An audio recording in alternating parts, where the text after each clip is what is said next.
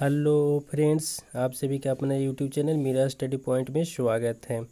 आज हम लोग पढ़ेंगे भूकंप से लेकर आए हैं टॉप 30 क्वेश्चन जो आने वाले एग्ज़ाम के लिए बहुत ही महत्वपूर्ण है।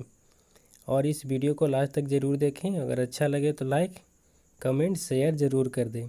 और जो लोग नए हैं इस चैनल को सब्सक्राइब कर दें और बेल आइकन को ज़रूर दबा दें, जिससे आने वाला वीडियो का नोटिफिकेशन सबसे पहले आपको मिल जाएगा। चलिए दोस्तों, शुरू करने से पहले आप लोग बता दें कि भूकंप के बारे में आज हम लोग डिटेल्स में जानकारी प्राप्त करते हैं। चलिए दोस्तों, शुरू करते हैं। आज का पहला सवाल है कि भूकंप क्या है। भूकंप का शाब्दिक अर्थ जो है दोस्तों, कंपन या कांपना। किसी ज्ञात या अज्ञात कारणों से भूपटल पर तीव्र कंपन उत्पन्न होता है, उसे क्या कहते हैं दोस्तों? उसको भूकंप कहते हैं। अगला दूसरा सवाल है कि भूकंप का अध्ययन क्या कहलाता है। ये क्वेश्चन हमेशा एग्जाम में पूछे जाते हैं दोस्तों। भूकंप का अध्ययन ये कहलाता है सिस्मोलॉजी कहलाता है। अगला सवाल देखते हैं, प्रसिद्ध अग्नि वलय कहाँ स्थित है। तो ये स्थित है दोस्तों प्रशांत महासागर के चारों ओर स्थित है। नोट में बता दें दोस्तों कि विश्व में 60% भूकंप इसी पेटी में आते हैं, इसीलिए इसे अग्नि वलय या रिंग ऑफ फायर भी कहते हैं। चलिए अगला सवाल देखते हैं, भूकंप का वितरण किया गया है। पहला है प्रशांत महासागर तटीय पेटी, दूसरा है मध्य महाद्वीपीय पेटी, तीसरा है मध्य अटलांटिक पेटी। अगला सवाल है दोस्तों कि भारत के भूकंप क्षेत्र किस पेटी के अंतर्गत आते हैं। तो भारत का जो भूकंप क्षेत्र पेटी जो है ये मध्य महाद्वीपीय पेटी में आते हैं। अगला सवाल है दोस्तों कि वह स्थान जहां भूकंप उत्पन्न होता है क्या कहलाता है। एक कहलाता है दोस्तों भूकंप मूल, या इसको फोकस भी कहते हैं। चलिए अगला सवाल देखते हैं, भूकंप मूल के ठीक ऊपर सबसे पहले भूकंप तरंगों लहरों का अनुभव होता है, उसे क्या कहा जाता है। तो बता दो दोस्तों, उसको कहा जाता है भूकंप केंद्र या अधिकेंद्र कहा जाता है। चलिए अगला सवाल देखते हैं, भूकंप तरंगों की तीव्रता को अंकित करने के लिए किस यंत्र का प्रयोग किया जाता है, उसे क्या कहते हैं। बता दें दोस्तों, जो भूकंप तरंगों की तीव्रता को अंकित जो करता है उसे यंत्र को क्या कहा जाता है। बता दें दोस्तों को उस यंत्र को कहा जाता है भूकंप लेखी सिस्मोग्राफ कहा जाता है। चलिए अगला सवाल देखते हैं, भूकंप मापी की खोज किसने किया है। इसका खोज किया है दोस्तों जॉन मिल ने किए हैं। अगला सवाल देखते हैं, भूकंप की तरंगों की तीव्रता मापी जाती है, किससे नापी जाती है दोस्तों भूकंप की तीव्रता। ये भी क्वेश्चन हमेशा एग्जाम में पूछे जाते हैं, याद रखिएगा। भूकंप की तरंगों की तीव्रता मापी जाती है, तो मापी जाती है दोस्तों रिएक्टर मापनी से। चलिए दोस्तों अगला सवाल है, रिएक्टर मापनी का आविष्कार किसने किया था। इसका आविष्कार किसने किया था दोस्तों? चार्ल्स एफ रिचर्ड ने इसका आविष्कार किया था। ये अमेरिकी भूकंप वैज्ञानिक थे। जिसने कब आविष्कार किया, तो ये दोस्तों आविष्कार किए थे 1935 ईस्वी में। अगला सवाल देखते हैं, रिएक्टर स्केल के अनुसार भूकंप तीव्रता होती है, कितना से कितना होती है दोस्तों? तो ये होती है 0 से 10 होती है। चलिए अगला सवाल देखते हैं, भूकंप की गहनता मापी जाती है। भूकंप की गहनता किससे मापी जाती है दोस्तों? ये मापी जाती है मरकैली मापनी से मापी जाती है भूकंप की गहनता। चलिए अगला सवाल देखते हैं, मरकैली मापनी का आविष्कार किसने किया है। तो ये किया है मरकैली जो इटली के भूकंप विज्ञानी थे। इसने कब किए थे?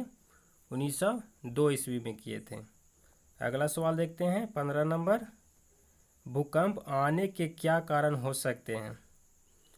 भूकंप आने के क्या कारण हो सकते हैं दोस्तों? ये कारण हो सकते हैं ज्वालामुखीय क्रिया, या प्लेट विवर्तनिक, या भूपटल भ्रंश, या भू संतुलन के अव्यवस्था, या हो सकते हैं दोस्तों भूपटल की सिकुड़न, या हो सकते हैं आंतरिक गैसों का फैलाव, या हो सकते हैं मानव जनित कारण। भूकंप आने का इतने सा कारण है दोस्तों, इसे याद रखिएगा। चलिए आगे देखते हैं। अगला सवाल है 16 नंबर, भूकंपीय लहरों को कितने भागों में बांटा गया है? बता दें दोस्तों कि भूकंप लहरों को 3 भागों में बांटा गया है, इसे याद रखिएगा। बता दें दोस्तों कि इससे 3 भाग है। पी है, इसे बोलते हैं प्राथमिक लहरें या अनुदैर्ध्य तरंग भी बोलते हैं। दूसरा है एस, इसको क्या बोलते हैं दोस्तों? द्वितीयक लहरें या अनुप्रस्थ तरंग भी बोलते हैं। तीसरा हो गया दोस्तों एल, इसको बोलते हैं धरातीय लहरें हो। चलिए अगला सवाल देखते हैं। 17 नंबर है, रिएक्टर स्केल के अनुसार विनाशकारी भूकंप की तीव्रता होती है। जब भूकंप आती है तो जब विनाशकारी रूप धारण करती है तो कितना से अधिक होनी चाहिए? ये होने चाहिए 8 ये होनी चाहिए या इससे अधिक होनी चाहिए। चलिए अगला सवाल देखते हैं। 18 नंबर, भूकंप से पैदा होने वाली समुद्र तरंगों को क्या कहा जाता है? तो उसे कहा जाता है दोस्तों सुनामी कहा जाता है। चलिए अगला सवाल देखते हैं। सीस्मोग्राफ की 19 नंबर, सीस्मोग्राफ की रचना भौतिक शास्त्र के किस नियम पर आधारित है? तो ये आधारित है दोस्तों जड़त्व के नियम पर। बता दें दोस्तों कि सीस्मोग्राफ की जो रचना है भौतिक शास्त्र के जड़त्व के नियम पर आधारित है। चलिए अगला सवाल देखते हैं। 20 नंबर, भूकंप के कौन सी तरंगे सबसे तीव्र और सबसे पहले रिकॉर्ड की जाती है? तो ये रिकॉर्ड की जाती है दोस्तों पी, यानी कि प्राथमिक या अनुदैर्ध्य तरंगे। बता दें दोस्तों कि भूकंप की जो सबसे पहले तीव्र और पहले रिकॉर्ड की जाती है वो है पी, प्राथमिक या अनुदैर्ध्य तरंगे कहते हैं। चलिए अगला सवाल 21 नंबर देखते हैं। कौन सी भूकंपीय तरंगे पृथ्वी के कोर तक पहुंच पाती है? या इस तरह से पूछे जाते हैं दोस्तों, केवल कौन सी भूकंपीय तरंगे पृथ्वी के केंद्र तक पहुंचती है? तो इसका सही आंसर हो जाएगा दोस्तों पी, प्राथमिक या अनुदैर्ध्य तरंग। चलिए अगला सवाल देखते हैं। 22 नंबर, कौन सी भूकंपीय तरंगे केवल धरातल के पास ही चलती है? तो ये चलती है दोस्तों धरातल के पास एल भूकंपीय तरंगे। बता दें दोस्तों जो है एल भूकंपीय तरंगे केवल धरातल के पास ही चलती है। चलिए अगला देखते हैं। 23 नंबर, भूकंपीय तरंगों के प्रक्षेपण के आधार पर पृथ्वी को कितने भागों में बांटा गया है? तो ये बांटा गया है 3 भागों में बांटा गया है। पहला है दोस्तों भूपट्टी या क्रस्ट भी उसको बोलते हैं।